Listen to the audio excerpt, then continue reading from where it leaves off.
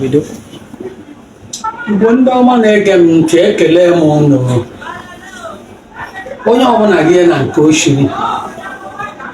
Biko nụ, asị ọkọkọba anụ ọhịa ya jee n'osisi na-ehicha ya, ọkọba mmadụ ya jekwuru mmadụ ibe ya akọọ ya.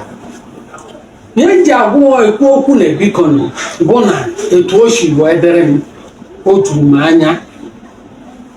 Amụrụ m ebe m ga-esi na-akọ. Amụma Ebuka buru na be m, brọda Ebuka Obi buru na be m, o were jidobe ntie pịapịa. Egechara m akụkọ nwaanyị a, anya mmiri pụọ m n'anya. Ihe m chọrọ ikwu bụ, ị bụrụ onye ọbụla ọsọ ya bịa ka ị bụ, ị na-achọ itinye ọnụ n'okwu a, ejikwa na sentiment, ejikwa na aghụghọ. Ịmala eziokwu Chineke adịghị n'ime, kwuo ya.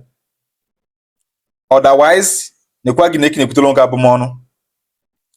Egego m akụkọ nwaanyị a, ebe akụkọ nwe ka o si wee dị. Nwaanyị a na-akọwa na Evangelist Ebuka Obi bulu amụma tisalu family ya. O si akọ, ọ na-akọ na 2021 mgbe a na ọya na-ayị akịta ka na-ayị oge a. Nwunye nwa ya eweda n'ọya. Ọya ndị ọcha na-akpọ vitiligo. That vitiligo bụ a kind of skin disease. Ọ na-aya go na skin ga wicked na turn to white. Skin ga na-agbochasị na turn to white. N'ọya ma bịa dalụ nwunye nwa ya. Fewe gaa na Zion.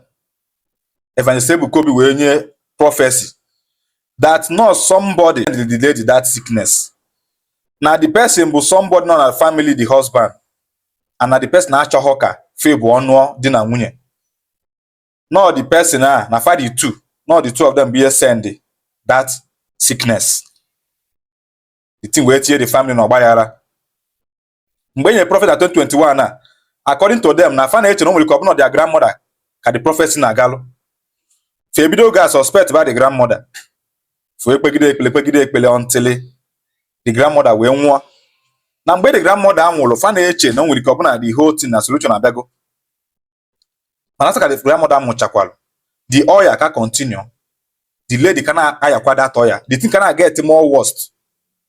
Ewepụta last year, Evangelist Ebuka Obi wenyekwa another prophecy again, which is the second time. We na-akwa na the person told that lady that oil ka dị ndụ, na the person anwụbe. And na the person bụ an insider.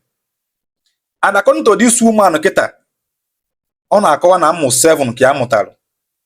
And because of this prophecy now, nọọsụ nsọ 2 bụ ihe ka na-neti anya, na mmadụ 5 nke ọzọ atụghị ya ilo. Na fa blọk kwule even na WhatsApp, every place a ga-esi wee nweta nwo, a ga-esi wee kwolite, na fa blọk chale na those places because of prophecy Evangelist Ebuka Obi. Ya bụ na akọrọ na abịa na family ebe a nụrụ di. Nọọsụ nsọ ya nwa bịa nọ na that family today. Na di ya nụrụ bụ di bụ an orphan, bụ sọnsọ ofu nwa.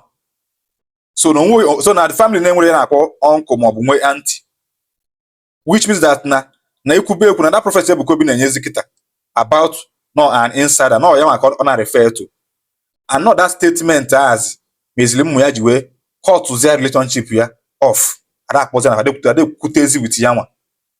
The woman wena ayọzi biko sị na a ga-alike ka ya na Evangelist Ebuka Obi efu ka o mee ka prophecy ya dị very clear. Ọ bụrụ na ya maka ọ na-afụ ka amalụ, ọ bụrụ na ọ bụrụ ya maka ọ na-afụ ka ọ kpọọ the person na afa, ka ọ malụ na ya na family ya ga-esi wee unite kwe again.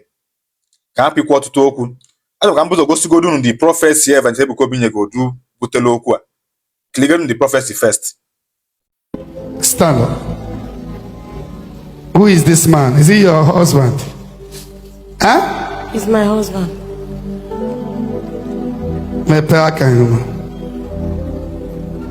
Why are you people always quarreling?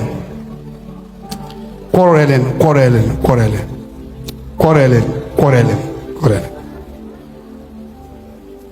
Am I speaking to you? Yes, Dad. Okay, why are you always quarreling with your wife? Huh? I don't know. You don't know? Yes. On why you can't here? Huh? Yes. Is this the way she was when you married her? Huh? No. You don't know that she's dying slowly. I wanted to leave the marriage because since I entered, my skin started changing. I started turning white. Everything about me. Ndị ga-alụ alụ a na-ebe, ndị lụrụ alụ a na-ebe, ndị ga-alụ alụ chọrọ ịlụ, ndị lụrụ alụ na-achọ mpụta. Why are you not helping the family the way you suppose? Honoring the chap of it. Your wife is dying slowly. A woman that entered your house healthy and okay, but since she entered, she has been sick.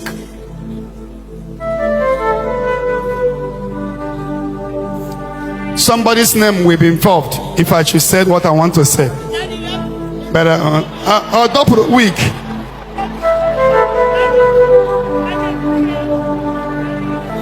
The good jide nwunye aka.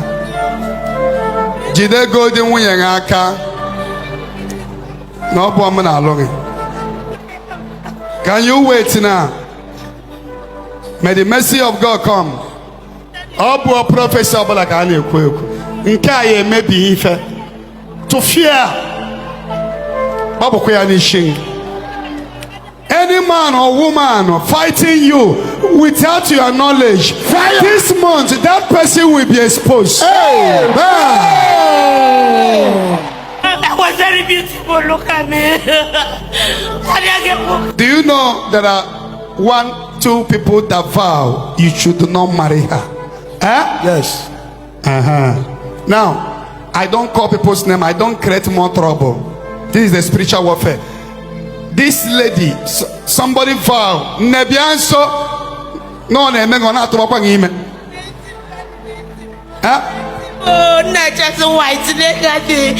I was very fine. Look at me now. Can who go to my car?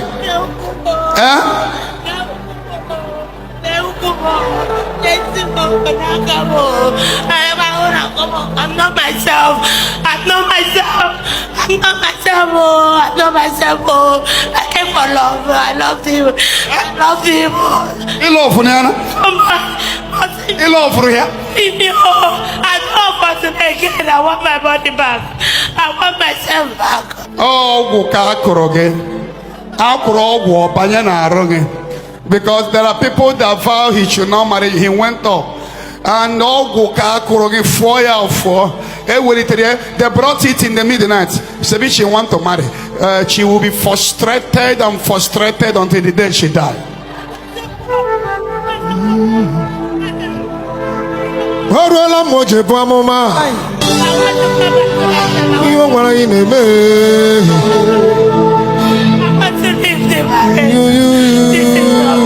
I'm dying in depression. If I'm passing, I can't wear my normal skate. I'll let's wear something to cover myself.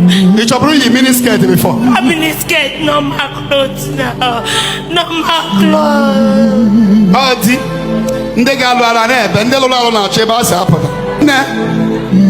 the truth, the truth. The truth is that the person that did this is still alive. If 2 of you are away, 2 of you knows the person, but I can't mention the name because it's inside that. Who knows him? And about Bechano, but yes, simple. Upon us, Kalubog.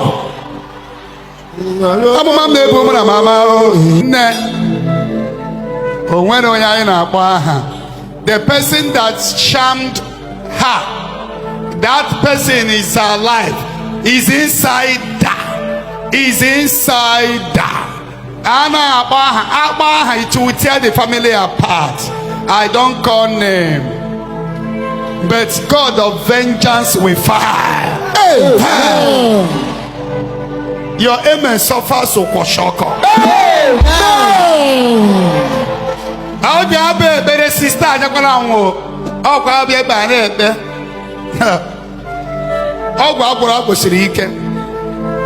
Onwe ụlọ ọgwụ ya eje n'ụwa agwọta ya. Also, let her go to any hospital, she will be dying silently. Huh? I even ordered drugs from China to be taken. Went to drugs from China. Still, it doesn't work. It will not work. It's not a physical thing. Mgbajide aka. Mgbe ị na-eje alụ di oyima. Alụzi ka nwedo onwe m. Ịdị alụzi. Ọmụmụ ya bụ ịlụ gị. Ịbanye na nwa ebe ị na-apụ. Nwoke jidesie ya ike nọ nke tụbara ime.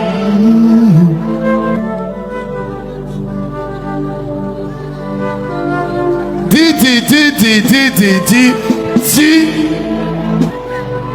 Ada Zion ya ha ahụ. Anyị eweli aka elu. We command the whole scratch on your body. Look at the way the hand somebody is turning. Korokoro everywhere.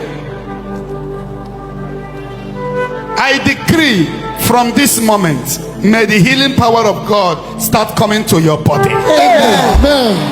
And I command the arrow to go back to sender. Amen. Back to sender. Amen. Back to sender. Amen. Back to sender. Amen. Back to sender. Amen. Back to sender. Amen. Back to sender. Amen. Back to sender. Amen. In the name of Jesus. Jesus. Many people have married and died. Ọgwụ ahịa emetala gị n'ụwa onye ha emetụ gị because onye mere bụ nwunye gị jide ya aka ọfụma n'ihu ọ bụla azụ gị le jide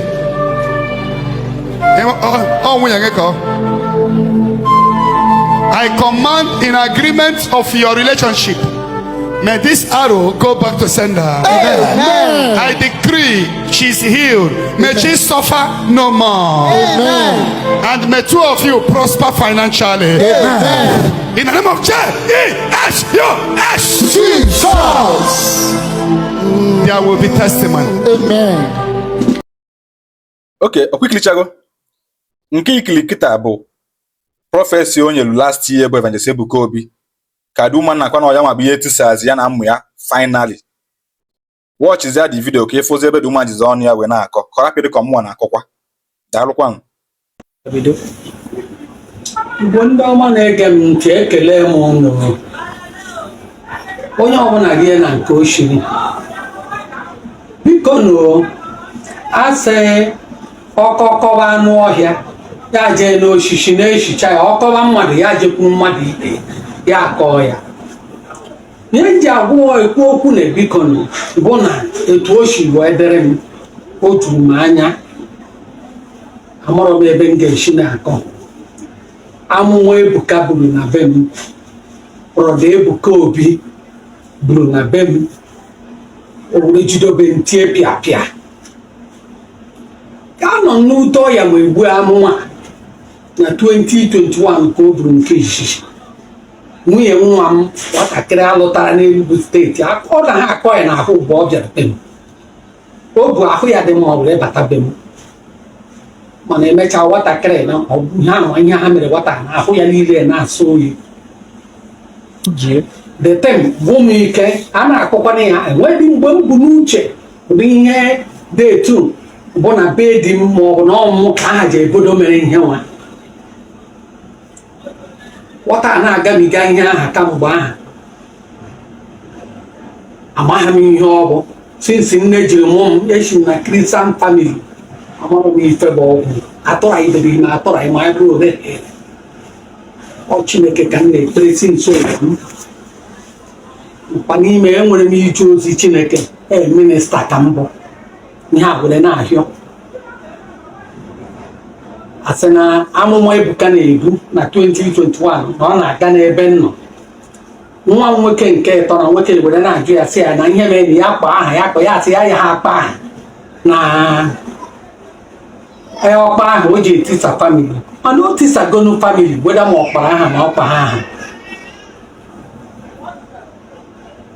Ntọ ya aha ka m na-akpọba m nwa m aha akwụkwọ ya juru ọnụ ya gwa m na ọ bụ nwunye ya ofe na ọ bụ m mere ihe a otu ebere ya na mma ya adịghị n'ụdị ihe a at last ha niile ekwekọrịtazie na ọ bụ mere nwere ife mma ta mgbe nne jiri mụ m Ebuka Obi onye amụma ka ọ wee nwee ndị amụma nọ n'ụwa bụkwa ndị kakwa ebuka n'afọ iru m ha jụkwa Chineke ajụjụ m onwe nke m na-eme na nzuzo ha mee ka ọ pụta ihe ha chikwa etu na nshi ekwu ya otukwa ya na-asị na nwaanyị a ọ bụ omenye onwere ife mma agwọ were para bịa n'ebe m nọ amarọ m onwere ife ọbụla mma ọ bụrụ na ejecha ihe niile eji eje asa ọmụmụ Ebuka afụ m ya a na-agosi ya na ọmụmụ a mere ihe a ụmụ nwere okwute tụwo na onwere ife mma emejọbeghị nwoke n'ụwa emejọbeghị nwaanyị n'ụwa a na-ebudo m ụdị ihe a ọnọdụ a nọ kịta emeghị nwa na-ajụ ese m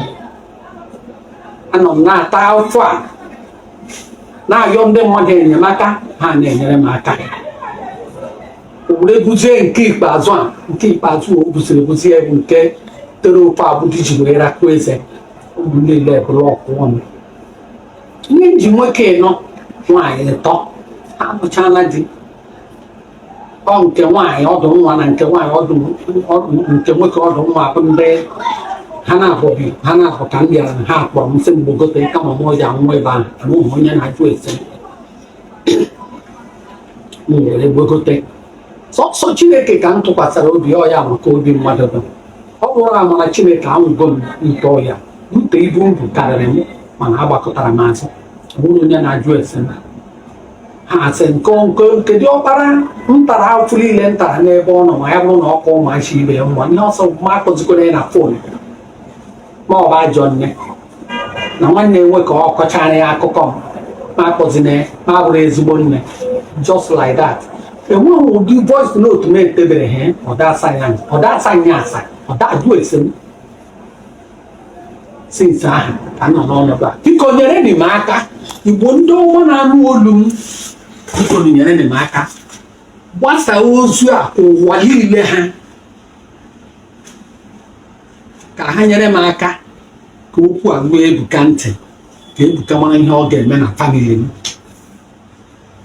ọ ga-akpọ anyị akpọ anyị nọrọzie nso were ebubezie mma niile na-akọ nke onye na-eme ụda anyị anya ebe otukweghị ekwu onye mere ụlọ na-agba ọkụ ụmụ niile na-atụ aka sọ n'ebe nnọkọ Ebuka na-atụ aka ọnụ ihe mma nye nchọbụkwa unu nyere m aka ka ozi a ruo Ebuka ntị ka nke bụ eziokwu pụta ihe ka ha mara ebe a na-anọ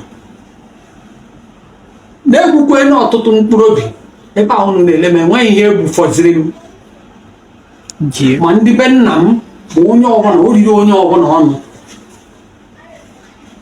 releshọn niile fugoro ihe a oriri ha ọnụ ma ndị na-akpọ ụmụ a na-ajụ ha sị gị na-enwekwana ihe nke a so biko nụ onwekwe ihe egwu fọrọ m egwuchago m ole eji egbu m jọsọ ndụ bụ na Chineke aka Chineke dị n'arụ m ọ bụrụ na Chineke maa amara mgbe ndụ nke bụ eziokwu ha were pụta ihe m kelee Chukwu ayịyọ ka m na-ayọ ọrụ biko nyere m aka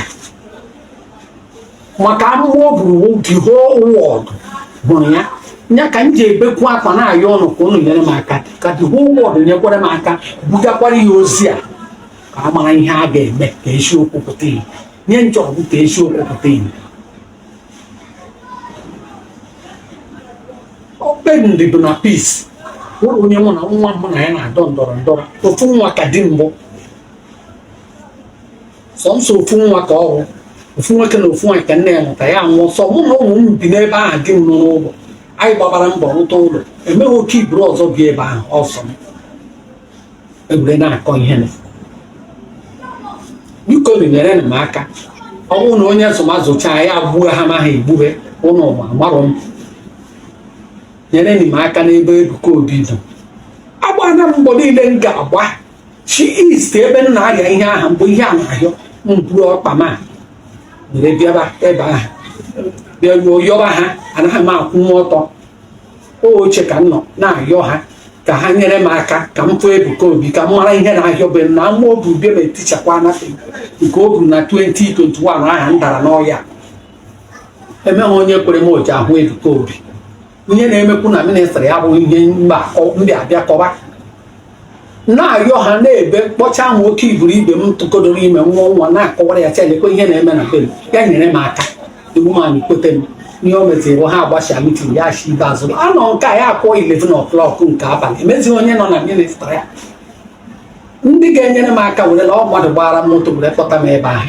jiri ọnwụwa naira mkpọzie nwa mma na ebe ahụ kụwacha na ya were 500 nye m sị m mụ lawa ọkwa etu a ha ekwere nwanne nwoke mma itiri si Chineke emegoro ma ọ bụrụ nwanne ka o ji nwanyị nkọwara ya na ọ bụrụ amụma ka m o ji wee bịa ma ọ nyere ya efe ka ya ọfụ ndị ọzọ na ya anaghị ebu amụma ma ọ mara onye bụrụ m amụma m chọba ya ntị enyere m aka ka m fụ Ebuka sị ụdị ya abụọkwana ihe a na-eme expose ọ tụpụtara ma ọ pụtara ya ka ya ọfụ ndị mmadụ eji nna akwa niile m na-ebe were bịa ebe ahụ ọ tụpụrụ m ọnụ nnọga ebe ahụ yọga ahịa ekwu n'aka ndị mmadụ enweghị onye nyere nnu n'aka ndị ọrụ ya niile enweghị onye nyere nnu ma onye na-ahụ maka testimoni abakwunye ya ọbara ya ihe a abụghị testimoni ma ọ gaba ọ bụ ihe a na-enye na testimoni enwere onye chọrọ inyere m aka ka m fụ Ebuka mgbe chi ebe ahụ laba laghachigabakwa ebe a na-agwụ na east nọrọkwa na east nke bụ ebelebe were gbujie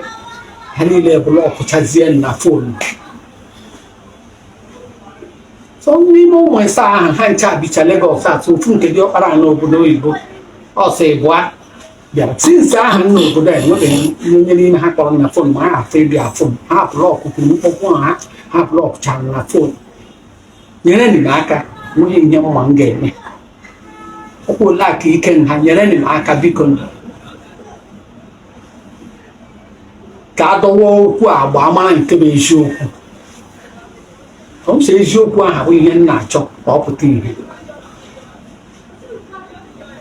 ọha na ka ọha na n'ọnụ biko Igbo ndị ọma na-ege ntị ole aka ọha n'ọnụ ekele dịrị ọnụ n'aha Jizọs amen.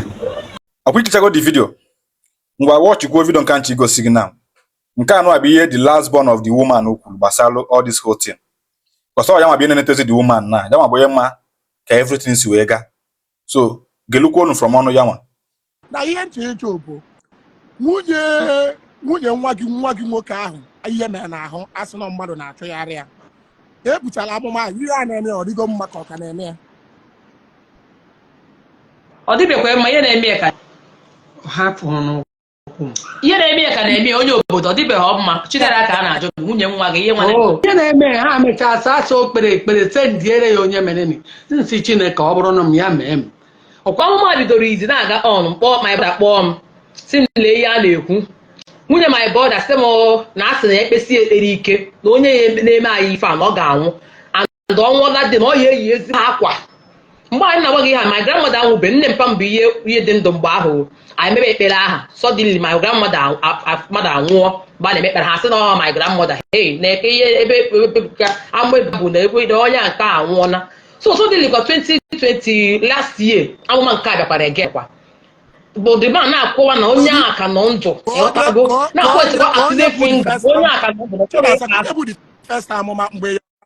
nọ ndụ December Ebuka Obi ọ na-abịa buru the first amụma aha bukwe nke ịbụ ahụ the first amụma na winch nọ n'ezinụlọ anyị ọ mere ụmụnne m niile nweghị onye na-aga n'iru onwere onye na-emebe ọfụma ọ sị nyanwa abụ that first one ọ na-ewukwa everywhere aha ogbukwe the second one na-akịta o buru na tisas everywhere my brothers block my mom na phone nke na obodo oyibo everybody block ya na phone so tesef my brother kpọrọ ya si na ọnya nwa na-enye anya kịta ọ bụrụ na ọnya nwa bụ onye ahụ a na-ekwu okwu ya achọghị ịkpa afa imagine na ya nwa abụrụ ezigbo nne ụmụ my senior brother akpali my senior brother based on na orosi ikwu okwu mkpali ya si ya na ịbụ senior abụghọ na ịma ife onye kpọpụrụ gị obodo for the first time kpọpụ gị second time ọ bụ onye nwa ogbu ogo all this while ọ bụ kịta ka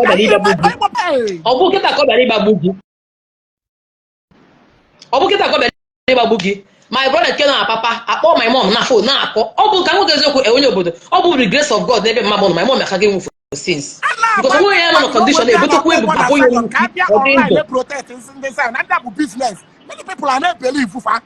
onye obodo this woman a na-ekwu ihe because kika esi ezeka ya na-atụ ya na a na-emebi ihe n'ezinụlọ anyị ka e gbuo afọ ka a mara ebe a na-esi eso people are there for ụzọ mana ihe mma bụ na anyị na-etikpọ na nwere ike ọ bụrụ na ma ọmị bụ ajọ mmadụ onye ifuru abụghị ya amụmụ mana life onye a nwanne my father life on time ihe na-akpị amụm even mgbe ahụ ya bidoro ama nka the things pain weigh him down and to fight kwana ka ike ra mụ ọ bụrụ na onye abụ ajọ mmadụ I will turn my back even ekwuru ya ihe izi njọ ya bụ isi adịkwa those children mma ọ this woman anyị na mmiri na-ama anyị n'ọpụ iwe ka anwụ na-acha anyị ka mmadụ mepere ọnụ o ji eri ji eri ede si na onye a mere ihe na-eme aghọtaghị m ya kọwa ọfụma ka anyị ghọta because this whole issue maybe me understand me understand dịka ma na-atụ asị onye ifu bụ nne ọzụlụ ọha nne na-azụ ụwa niile na-ajụ onye bụ nwaanyị ụmụ uchu iju ya na nwaanyị ụmụ uchu ama ya ama na-ata afụfa wee na-azụ isi how many years back can your father won?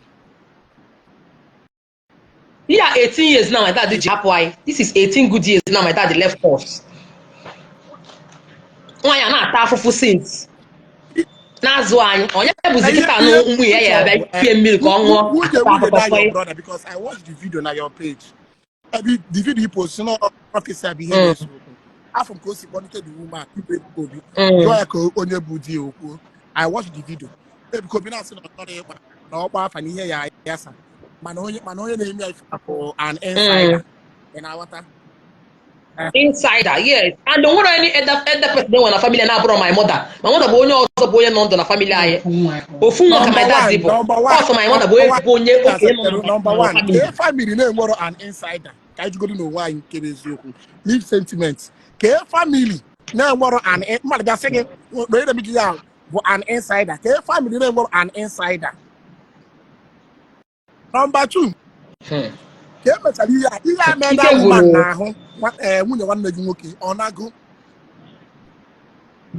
not that make him. I wouldn't wear any doctor no here because for the worst. Look at my sister no like the talk.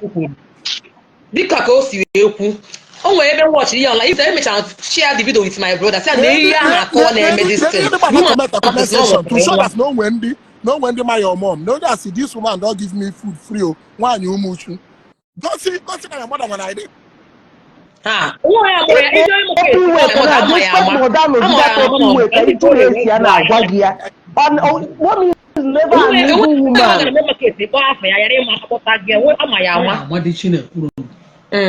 the three of four of them, three of them, Nazi na Kezion one breezy.